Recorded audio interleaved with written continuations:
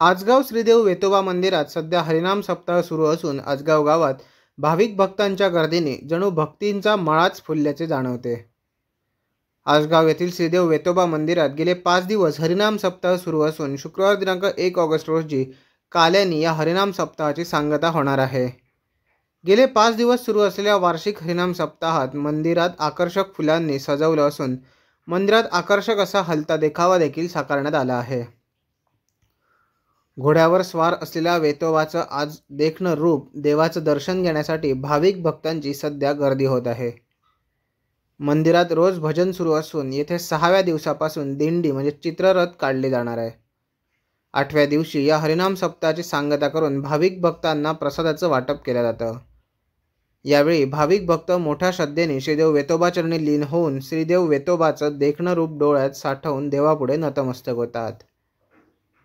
Madan Murkar, Konkan live breaking, Malewad, Sawantwadi.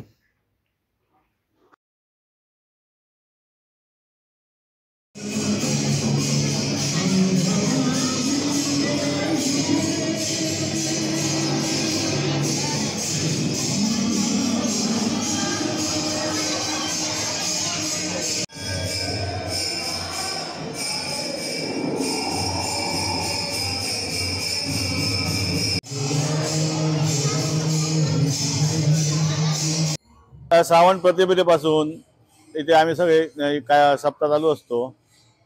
सगळे मानकरी, देवसेवकरी आणि संपूर्ण गाव आणि 7 पारकरी मिळून अखंड हरिनाम सप्ताह चालू असतो आमचा। सकाळी म्हणजे सगळेजण आम्ही त्याच्या अगोदर एकादशी दिवशी आमची मीटिंग असते। त्या मीटिंगेत सप्ताह करायचा कसं कधी कसं बघायचं ठरवतो आणि सप्ताह सगळे पारकरी आणि गाव आम्ही मानकरी येऊन इथे वेतोबाकडे अमृत नारळ ठेवून सांगणं करून सप्त्याला सुरुवात करतो।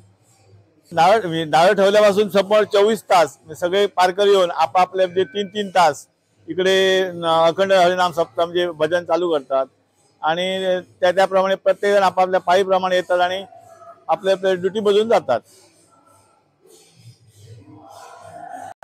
दिंडी बरोबर म्हणजे वेतोबा नागपंचमी दिवशी आम्ही घोड्यावरची पूजा बांधतो आणि दुसऱ्या दिवशी 6व्या दिवशी भोमकरवाडीची दिंडी येते आणि 7व्या दिवशी मायावाडीची अशी 2 दिंड्या येतात।